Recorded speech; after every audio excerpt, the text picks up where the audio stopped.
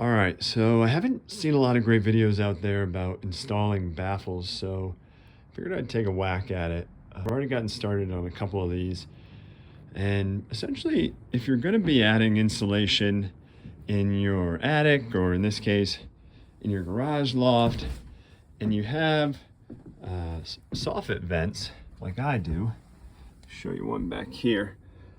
So you really don't want to just stuff insulation back there. You're going to get moisture caught in there. It's going to lead to problems. It's going to lead to rotting. And you want to give the air somewhere to go. And you should have this roofline vent near your ceiling. And so essentially what you're doing is you're creating a pathway for that air, that moist air, to get out. So I'll show you what I'm doing. It's pretty easy. You just need a staple gun and to buy a handful of these things from your local hardware store. So let me show you how I'm doing it. So first thing I've been doing is making a couple cuts in the initial baffle. So we'll make a couple slices so that this can bend and kind of make this almost kind of L shape before it hits the roof, and then it's kind of just adding them on top of each other. So I like to make a cut kind of near the bottom here so it can bend. Do that on both sides.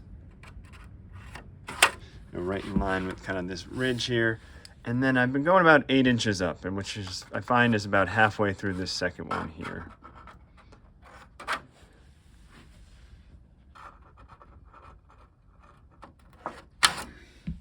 All right, so now that I've got those cuts, I can bend this bottom part here.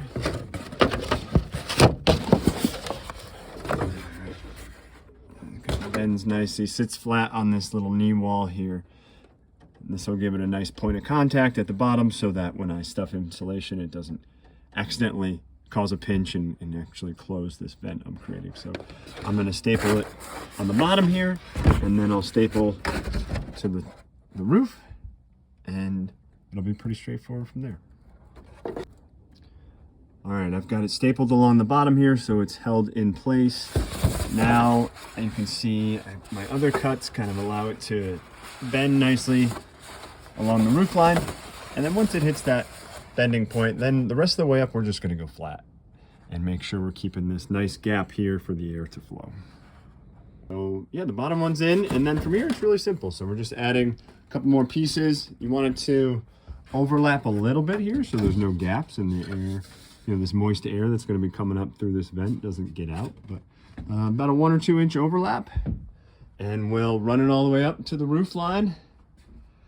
Give that moist air a nice place to leave.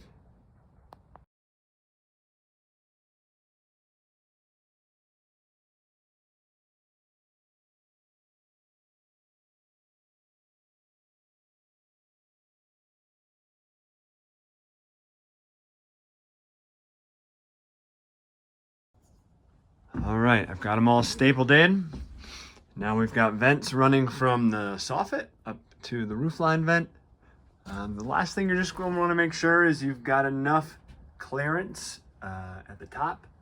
So if you're going to be stuffing insulation really close to the vent, make sure that you've got enough clearance above whatever insulation you'll be adding. I'm only going to add a little bit, basically up to this line here. So I've got about 6 inches before the roof vent, which should be plenty. It should be ready for insulation.